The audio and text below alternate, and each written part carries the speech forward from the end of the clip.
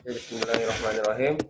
Hari ini kita lanjut ya materi yang kemarin, GGL induksi. Kalau kemarin kita baru sampai di mana? GGL induksi itu kan, ingat aja rumus ini ya. N D delta T flux per dt. Nah, ingat ini kan, dimana flux ini BA cos theta. Jadi mau Bapak jelaskan gini sebelum masuk ke materi ya. Kita udah bahas perubahan medan magnetnya, akibatnya menghasilkan GGL ya kan. Kalau ini berubah, ini juga menghasilkan ini. Luasnya kemarin udah kita bahas, kalau luasnya juga dirubah, menghasilkan ini juga. Nah, dari tiga persamaan ini ya kan, dari tiga elemen ini, mana yang belum kita bahas? Perubahan yang mana? Iya, perubahan sudut. Apakah sudut berubah? Ini akan merubah ini juga, gitu, kira-kira gitu. Paham ya? Jadi ada tiga unsur yang belum kita bahas adalah perubahan sudut. Nah, makanya hari ini yang mau kita bahas adalah menganalisis induksi elektromagnetik akibat perubahan sudut. Lalu nanti menganalisis GGL induksi diri, ya, nanti Bapak jelaskan. Ini nanti berkaitan langsung dengan trafo, ya, ada hubungannya. Jadi ada tiga, mudah-mudahan ketiganya ini sempat kita selesaikan. Oke, yang pertama GGL induksi akibat perubahan sudut ya, Bapak tulis dulu. Perubahan sudut. Oke. Seperti tadi yang udah Bapak jelaskan, flux itu kan BA cos theta. Gimana sih penerapannya gini? Ini misalnya ada magnet. Saya gambar dulu nih magnetnya nih. Inilah kira-kira ya, ini ada magnet. Ini biasanya, ini lebih detail lagi. Ini biasanya untuk pembangkit listrik ini kayak gini dia. Ya. Susun sedemikian rupa seperti ini magnet. Nah, ini batang magnet yang besar ya, biasanya kalau untuk pembangkit listrik. Lalu di sini ada kumparan. Nah, kumparannya ini mirip kalau kalian lihat sepeda, ada dinamo sepeda itu gini. Nah, ini bisa berputar dia. Nah, berputar dengan kecepatan sudut omega. Ini berputar, dia putarannya ini menyebabkan perubahan sudut ini tadi. Dengan omega ini. Artinya di sini Bapak bisa rubah tetanya itu di sini ya. BA cos omega T, karena kita udah belajar persamaan gelombang, mungkin masih ingat ya kan? Atau osilasi kan? Nah, jadi bisa Bapak buat cos omega T, kita ganti. Artinya berubah omega ini terhadap putaran ini. Ini ada magnet kutub utara dan kutub selatan. Ini kumparan ya. Kumparan ini berputar, terus berputar, maka dia nanti akan menghasilkan GGL induksi. Nah, berarti di sini kita memperhatikan perubahan sudut karena berputar tadi. Terus berputar, maka sudutnya terus berubah. Kalau begitu, kita masih ingat rumusnya. N negatif ya, jangan lupa. Sorry. Ya, jangan lupa. Negatif N, turunan flux terhadap waktu. Nah, ini rumus dasar nih. Kan kembali lagi ke sini kita. Tapi ingat, di sini kita mau melihat analisis sudutnya, maka masukkan fluxnya ini, persamaan yang di atasnya nih, sini. Nah, kan? Induksi min N D B A cos omega T, ya kan? Ini sudut ini omega T per dt. Karena BA konstan, ya nggak berubah, di dalam hal kasus ini B dan A, medan magnet dan luas permukaan tidak berubah, maka langsung keluarin aja, nggak bisa diturunkan kan? Dia konstan. Maka yang tersisa tinggal D cos omega T per dt. Nah, masih ingat kan? Turunan sudut Ya, Bapak rasa masih ingat. Turunan cos menjadi min sin. Ya kan? Ya, NBA. Nah, turunan cos min sin omega T. Omeganya keluar ya kan ke depan. Nah, karena ada T di dalam. Maka omeganya keluar. Sehingga persamaan lengkapnya jadi begini. Minus-minus jadi positif kan? Maka GGL induksi menjadi N B A omega sin omega T. Nah, gitu. Ketika maksimum artinya nilai sin harus sama dengan 1 kan? Berarti sin omega harus 1. Berarti GGL maksimum yang bisa dihasilkan adalah N B A omega. Biar gampang ingatnya, ingat aja kalau GGL maksimum BA bawan. Atau ingat aja kue bakwan ya kan, bawan. Jadi inilah GGL induksi yang dihasilkan akibat adanya perubahan sudut. Nah, biasanya itu diterapkan dalam hal apa tadi? Iya. Ini trafo atau GGL. Nah, PLTA juga pakai ini sering ya. Jadi ini berputar, semakin kencang berarti perubahannya semakin cepat. Akhirnya apa? Akhirnya GGL yang dihasilkan juga semakin besar. Ya, contoh soal misalnya ada kumparan ya kan, dengan medan magnet 10 Tesla. Kemudian luas kumparannya dibuat 1 meter persegi. Menghasilkan kecepatan sudut ya, misalnya kecepatan sudutnya 2 radian per sekon ya kan. Dengan jumlah lilitan kumparan 1000 lilitan. Yang ditanya GGL maksimum. Nah, ini gampang tadi apa? GGL maksimum B omega 1 ya kan, bakwan. Jadi cara ingatnya gitu aja, 10 dikali A-nya 1 dikali omeganya 2 dikali lilitannya 1000. Maka hasilnya nanti 20.000 volt. Nah, ini. Bayangin ini ya kan, kita bisa menghasilkan energi yang cukup besar. Tapi ini untuk satu rumah bentarnya ini habisnya ya kan kalau masih volt. Karena di rumah kita itu udah kilovolt hitungannya kan. Berarti kita harus merancang gerakan perubahan sudut yang lebih besar. Magnetnya lebih besar, apalagi kencang airnya. Kalau dia pakai bendungan kan air mengalir nih, ini harus lebih kencang airnya agar supaya apa, putarannya semakin kencang gitu. Dan juga kita pakai kumparan yang besar sekali, makanya bendungan Sigura-gura itu besar dia, dan memang banyak lilitan di dalamnya itu besar dia ya, bukan 1000 aja gitu. Tapi ini membutuhkan lokasi yang sangat besar ya kan. Bayangin kita harus cari aliran air yang sangat kencang, dan kita harus tempatkan kumparan yang sangat besar. Itulah konsep PLTA. Nah, nanti dengan konsep inilah, mudah-mudahan anak-anak Bapak nanti jadi orang-orang yang bisa menghasilkan listrik di kampungnya masing-masing. Bisa dengan cara sederhana kan. Mungkin di kampung banyak aliran sungai, itu bisa dimanfaatkan untuk memutar kumparan tadi ya, dengan konsep seperti ini. Jadi kalau ada sungai mengalir, di sini buat aja semacam apa namanya ya, ya penangkap arus air agar dia berputar kan di sini. Nah, kalau di sini sudah bisa berputar, ya kan? Misalnya di sini ada aliran sungai, nah, akibatnya ini berputar. Nah, di sekitar medan magnet, cari medan magnetnya yang besar gitu kan. Maka Bapak rasa untuk menghasilkan, menghidupkan lampu aja ya kan di rumah bisa dengan hasil tegangan yang seperti ini. Oke, itu konsepan yang pertama yang Bapak jelaskan. Apa tadi? Menganalisis induksi elektromagnetik akibat perubahan sudut. Nah, ini ya, omega ya, ada kecepatan sudut akhirnya. Nah, yang kedua kita mau menganalisis GGL induksi diri. Atau langsung Bapak gabung aja ya, ini langsung dengan trafo nanti.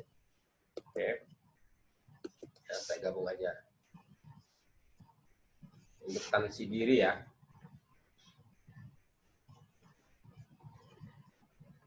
Jadi ada kumparan, ini ada kumparan.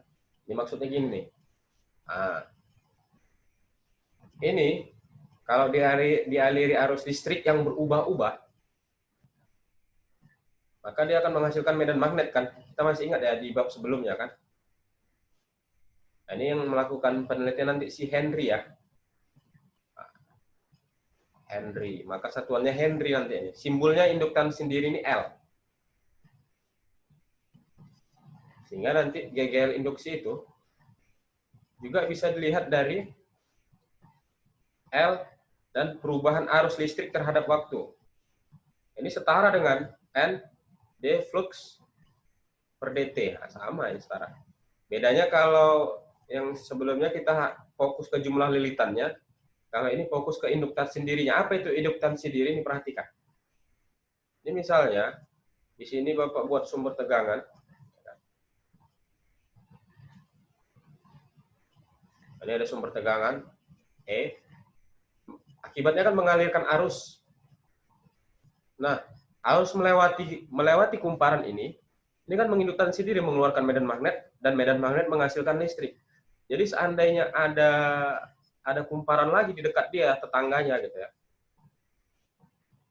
Boleh jumlah lilitannya lebih banyak atau lebih sedikit atau sama boleh. Maka di sini juga akan menghasilkan arus. Nah, itu dia. Itu yang dimaksud dengan induktansi diri tadi.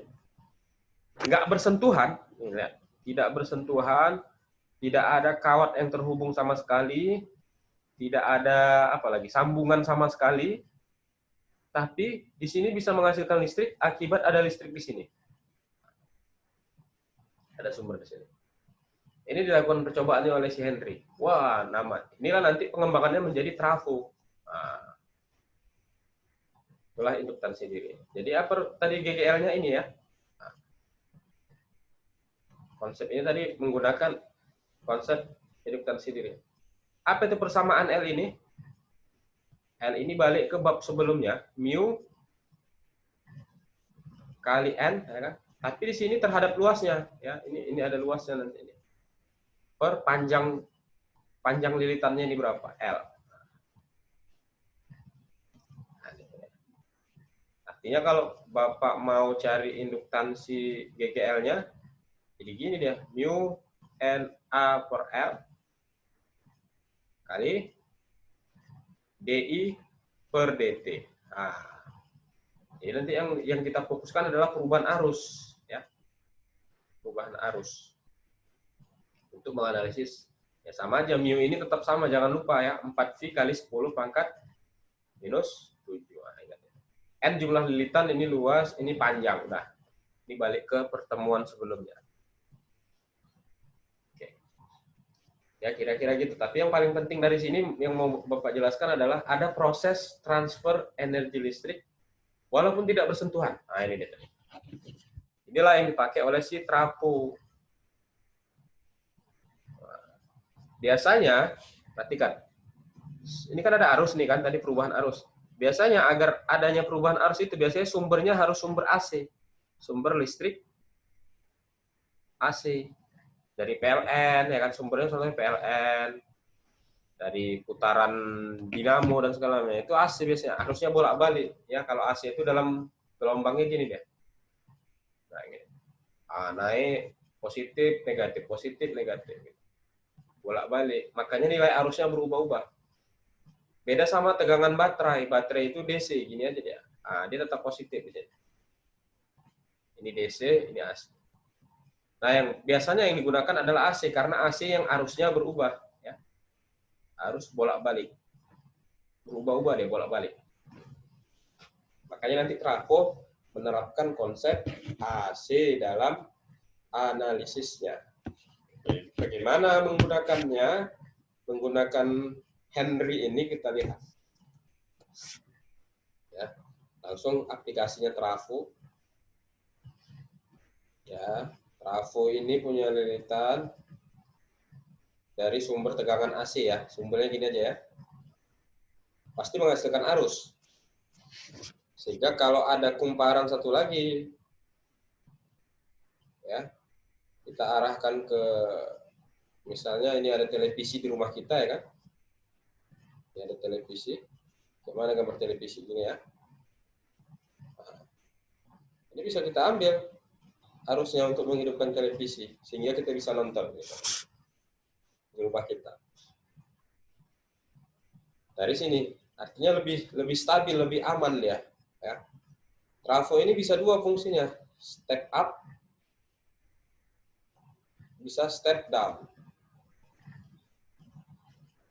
Artinya tegangan dari PLN kecil, ya kan, kecil, misalnya tegangan, namanya primer ya. Ini ada dua, ini namanya induktor, ini primer. Artinya di sini ada kumparan yang primer, di sini ada kumparan yang sekunder. Ini mungkin SMP udah belajar ya kan. Sekunder inilah yang kita gunakan gitu. Ini lebih stabil, lebih aman ketimbang yang primer yang bolak-balik dia, yang arusnya berubah-ubah. Bahaya kan kalau kita menggunakan alat elektronika tapi arusnya berubah-ubah, naik turun, hidup mati kedap-kedip TV kita, lama-lama bisa rusak kan, nggak stabil. Nah tapi dengan adanya trafo ini, yang sekunder ini kita gunakan, dia menjadi stabil di sini, bisa kita nikmati dengan aman listriknya. Jadi kalau kalian lihat instalasi listrik di rumah itu kan pasti ada penghubungnya, ada trafonya di dalam, di balik pintu rumah biasanya. Coba cek nanti. Itulah gunanya di sini dia trafo. Nah, jadi dia punya tegangan primer, dia punya lilitan primer juga. Ini jumlah lilitan NP primer. Apalagi pasti di sini ada arus. Di sini arus primer namanya. Nah, di sini nanti menghasilkan tegangan sekunder, kan? Kebalikannya lawannya kan. Arusnya arus sekunder, jumlah lilitan sekunder. Apa hubungan dari semua besaran ini?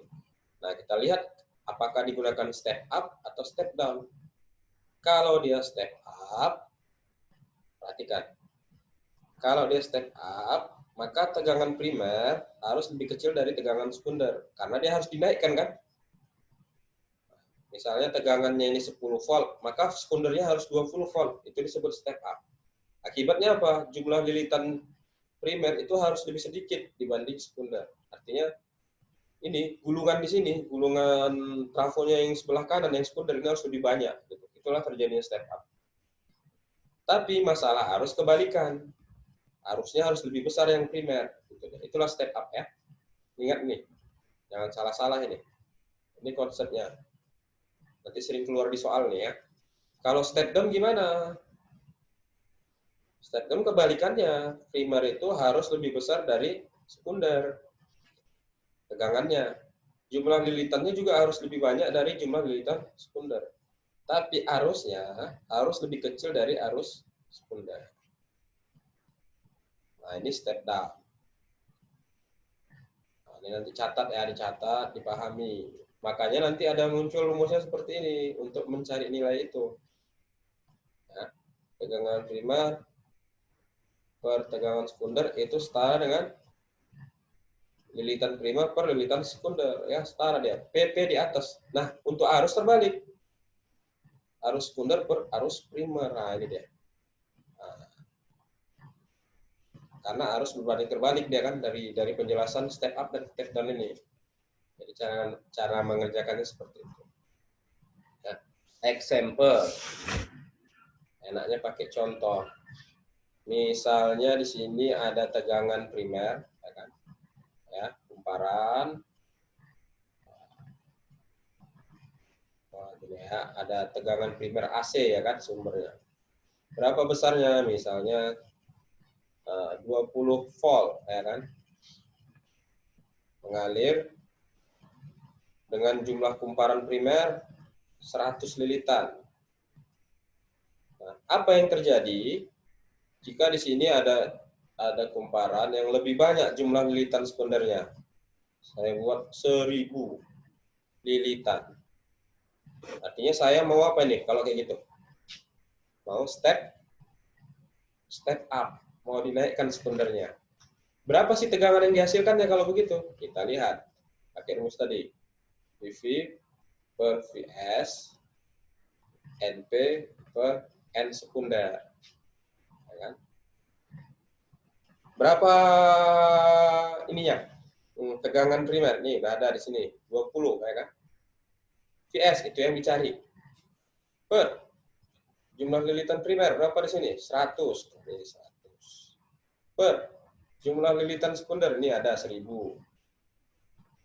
Nah, sederhanakan jadi berapa itu? Ya kan? Ini coret, 10. Berarti tegangan menjadi 20 kali 10. Ya, jadi 200. Sumbernya berapa tadi? 20. Tapi karena kita rekayasa ini kita manfaatkan hukum Henry tadi menjadi 200. Akan lebih besar yang sampai ke rumah kita, gitu ya. Makanya di rumah-rumah itu ada dipasang trafo, ya kan? Jadi nggak langsung listrik PLN itu, ada proses di situ. Mulai masuk ke meteran, lalu di balik meteran itu nanti di balik pintu rumah kita ada trafo ini. Fungsinya itu tadi menstabilkan, men-step up atau men-step down. Nah, contoh kasus ini lagi, misalnya ada arusnya 2 ampere yang primer. Berarti berapa arus yang masuk ke rumah? Kita lihat. Boleh pakai N, boleh pakai V, bebas sama aja. Karena kita udah temu N, ya udah pakai N aja boleh dulu ya. Berarti 100 per 1000. Berarti, ini kebalikan ya kan, berarti NP di atas, berarti ini IS di bawah. IS di atas, IP di bawah, IP-nya 2. Coret lagi, coret. Berarti IS-nya sama dengan 2 per 10, atau 0,2 ampere. Nah, lebih kecil arus yang masuk ke dalam rumahnya. Lebih aman. Nah, biasanya arus dari PLN itu besar, sehingga nggak sanggup sebenarnya langsung alat rumah tangga itu menerima langsung dari PLN. Itulah gunanya trafo. Biasanya langsung konslet kalau nggak ada trafo kan. Karena terlalu besarnya arus, makanya perlulah di step up agar arus yang dihasilkan kecil. Ya, itu konsep induktansi diri dan apa istilahnya ya, kalau menurut dan aplikasinya dimanfaatkan dalam trafo, sehari-harinya itu trafo. Lagi contoh soal sampel. Ya, ini ada sumber tegangan primer, ya kan? Jumlah lilitannya katakan aja 1000. Arusnya arus primer 2 ampere. Didekatkan kepada kumparan lain gitu. Wah. Kalau dari gambarnya lebih banyak ya, tapi saya buat aja lah N-nya 100 lilitan. Yang ditanya adalah berapa arus yang dihasilkan? Nah, yang sekunder. Ya, rumusnya apa tadi? NP, kalau ada NN ya kan? NP per NS, berarti ini I-nya kebalikan. IS per IP. Yang ditanya IS ya. Berarti NP-nya masukkan ini 1000 per NS-nya 100. IS-nya ini yang dicari, IP-nya 2 di soalnya kan. Coret 1000 per 100, terus 10. Berarti IS-nya 20 ampere. Oh. Ini step up atau step down? Iya, kalau lihat step up atau step down-nya, ini step down dari mana? Dari jumlah lilitannya aja. Gitu. Karena kadang kalau lihat dari arus, dari 2 jadi 20, loh kok makin besar ya, dibuatnya step up. Salah, hati-hati ya. Justru kalau arusnya dari kecil menjadi besar itu step down. Nah, jadi amannya, saran Bapak sih, lihat aja jumlah lilitannya. Makin besar atau makin kecil. Atau bisa juga dilihat dari sumber tegangan primer ke sumber tegangan sekundernya. Apakah membesar atau mengecil. Karena kalau dari arus kadang bisa salah-salah persepsi siswa. Ingat, arus itu dia berkebalikan nanti untuk step up atau step down-nya ya. Oke, anak-anak Bapak, itu kalau ada pertanyaan silahkan.